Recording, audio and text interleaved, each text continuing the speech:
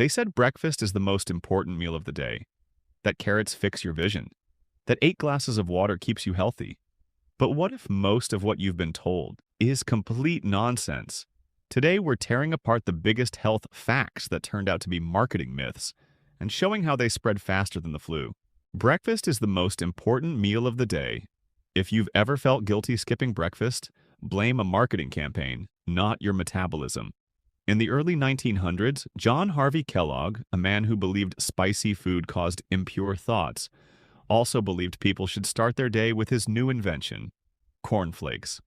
So Kellogg's began funding nutritionists and newspaper columns that repeated one catchy line: breakfast is the most important meal of the day.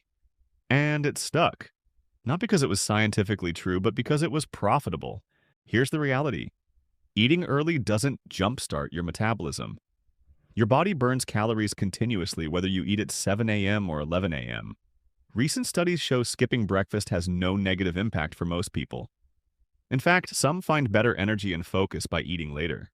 So no, skipping breakfast doesn't make you lazy or unhealthy. It just makes you harder to advertise to. You need to drink 8 glasses of water a day. You've heard it your whole life. 8 glasses a day, no exceptions. But that number didn't come from medical research. It came from a 1945 U.S. Food and Nutrition Board report, which quietly noted that most water comes from food. The public missed that line and suddenly 8 glasses became gospel. Here's the truth. Your body already knows when it's thirsty. It's equipped with an internal alarm system that's far more accurate than a water tracking app. You also get plenty of water from your diet. Fruits, vegetables, coffee, tea, even bread. Drinking more than your body needs won't make your skin glow or flush out toxins. It just makes you familiar with the nearest bathroom. Cracking your knuckles causes arthritis. This one's been haunting classrooms and family dinners for decades. The sound of a knuckle crack triggers instant lectures. Stop that, you'll get arthritis. Except, no, you won't.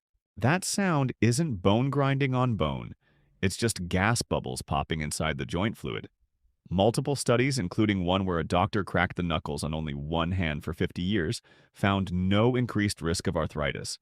The only thing cracking your knuckles causes is mild annoyance for anyone within earshot. You lose most of your body heat through your head. This myth likely started because of one very flawed military experiment in the 1950s. Soldiers were dressed warmly except for their heads, and scientists noticed they lost a lot of heat there. But here's the catch. If your head's the only thing exposed, of course heat escapes from it. In reality, you lose heat evenly from any uncovered part of your body. So if you forget your hat in winter, you're not doomed. You're just cold. Put it this way, you wouldn't believe you lose heat only through your knees if you wore a hat and shorts. Carrots improve your eyesight.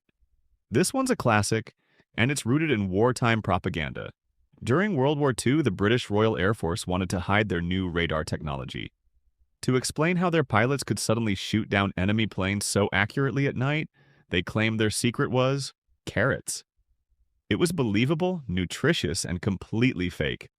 Carrots do contain vitamin A, which supports healthy eyes, but eating them won't give you night vision or turn you into a hawk. So yes, they're good for you, but they're not superhero vegetables. You can detox your body with juices or cleanses. The idea sounds nice. Flush out the toxins, reset your system, feel pure again.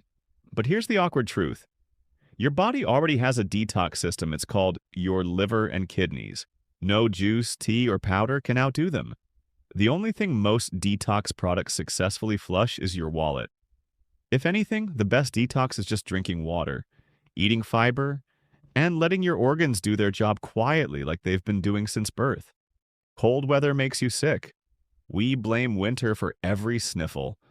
But the cold isn't the real villain. Viruses are.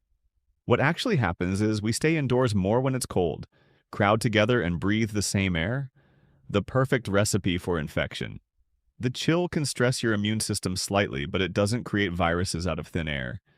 So next time someone says you'll catch a cold from not wearing a jacket, tell them germs don't check the forecast.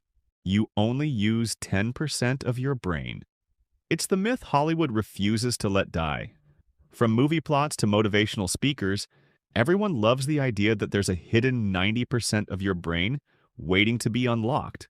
But brain scans say otherwise. We use virtually every part of our brain, just not all at once. Different regions handle different tasks, and even simple activities light up multiple areas at once. The 10% myth likely began in the early 1900s, when a psychologist's quote about untapped potential was taken far too literally. So, no, you're not secretly a superhuman waiting for a Wi-Fi update. You're already using your whole brain. You just might need more coffee. Shaving makes hair grow back thicker and darker.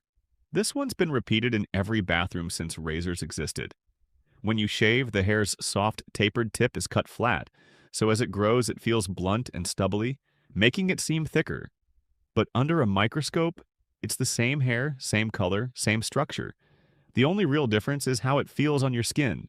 So shaving doesn't transform peach fuzz into a beard, it just makes you notice it more. Sugar makes kids hyper. The idea came from a 1970s panic and a few overexcited birthday parties. But multiple controlled studies have found no link between sugar intake and hyperactivity in children. The real culprit? The context. Kids get sweets at exciting events. Birthdays, holidays, Halloween, where they'd be bouncing off the walls anyway. Sugar gives short energy, yes, but it's not a behavioral switch. If anything, the only people truly energized by sugar are the companies selling it. You need to boost your immune system. Few health buzzwords have been milked harder than this one. You see it everywhere. Immune-boosting teas, powders, gummies, and smoothies that promise to turn you into a bacteria-proof superhero. But here's the twist. You don't actually want to boost your immune system. If your immune system really did crank up to maximum power, it wouldn't just fight germs. It could start attacking you. That's what autoimmune diseases are, an immune system that's too active, mistaking healthy cells for enemies.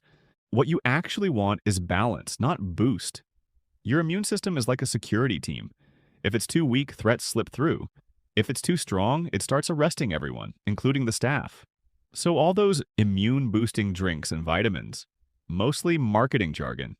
Vitamin C, zinc, and good sleep help maintain normal immune function, but they won't make you bulletproof. If your immune system truly got boosted, you wouldn't feel energized. You'd be calling your doctor. Turns out the best way to support your immunity isn't found in a bottle. It's found in boring old habits like eating well, sleeping enough, and washing your hands. Not glamorous, but it works every time. So here's the real takeaway. Most health facts weren't born from science. They were born from ads, half-studies, and wishful thinking. We believed them because they made life sound simpler. Eat this, drink that, avoid this one thing and live forever. But biology isn't simple. And the truth rarely fits on a cereal box. The question now is, how many of today's wellness trends, the detox teas, biohacks, and miracle supplements, will we laugh at 50 years from now? Because history shows one thing for sure. Every generation has its myths, and someone's already believing the next one.